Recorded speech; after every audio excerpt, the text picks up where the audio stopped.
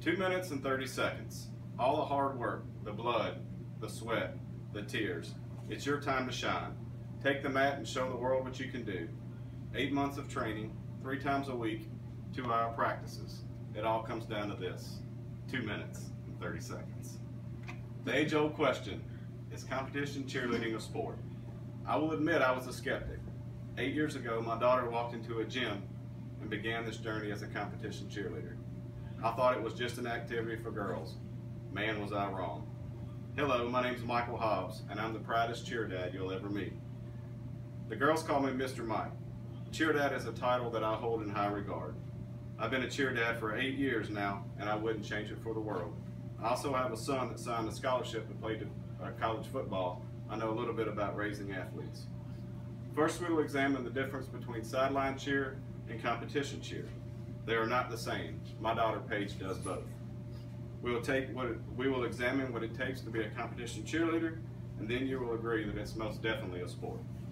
Webster's defines a sport as an activity involving physical exertion and skill, which is an individual or a team competes against another or others for entertainment.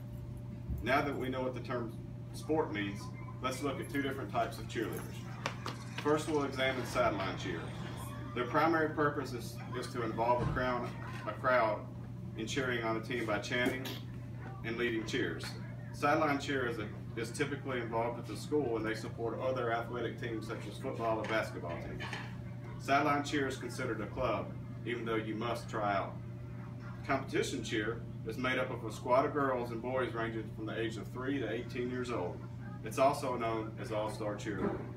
They have different divisions ranging from tinies who are 3 to 5 years old, minis who are 5 to 8, junior or youth who are 12 and under, and juniors are 14 and under, and seniors are from 10 to 18. The divisions range from 1 to 5, or levels range from 1 to 5, 1 being basic and 5 being advanced skills. They compete a 2 minute and 30-second choreographed routine of stunning, tumbling, dancing, and jumping against other teams in their divisions. Competition cheer is one of the fastest growing sports in the USA. As you can see, there's a big difference in competitive and sideline cheer.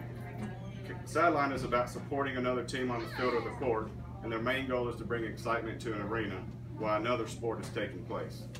Competition cheer is an event in itself. Squads compete against one another to see who the best is. To be a competition cheerleader takes dedication, determination, sacrifice, and a huge time commitment. To be the best, you must train as hard as or harder than the rest. My daughter spends about 14 hours a week in the gym and forgoes other activities such as birthday parties, dances, and in the future, stuff like prom. She doesn't mind though, and she wouldn't trade it for the world. When you're sore or sick, you still got to train and work on your craft. Unfortunately, injuries are part of the game. Cheerleading is the #1 female sport and #2 in catastrophic injuries. Only football is ranked higher in this category. The National Center for Catastrophic Injuries says that 65% of youth sports injuries occur in the sport of cheerleading. Falling to the ground from a stunt is said to be worse than being tackled by a National Football League middle linebacker. Common injuries include twisted and sprained or broken ankles and wrists, back and shoulder sprains, blown out knees, and in a few cases, paralysis or even death. Injuries range from a missed practice to icing sessions to an entire season's loss for kids. Unfortunately, we have experienced several of these, to include a knee injury that cost my daughter Paige 9 months of her cheer career. She spent a long time recovering and rehabilitating her injury to get back to where she was on her competitive team. Through all of this, kids learn what hard work and dedication is all about.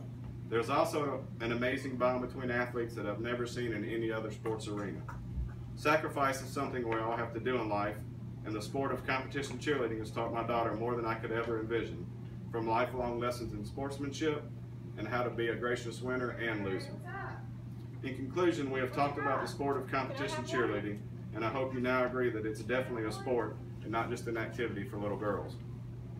According to Trey Jackson, who plays middle linebacker for Georgia Tech University, and I quote, "I would rather go through one of my D1 football practices than one of Paige's cheer routine practices."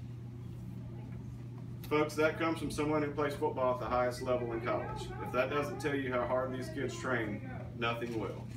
If you still don't believe that competition cheerleading is a sport, come on down to our little gym in Hay Howard, Georgia, watch an all-star practice, and tell these girls it's not a sport. Thank you.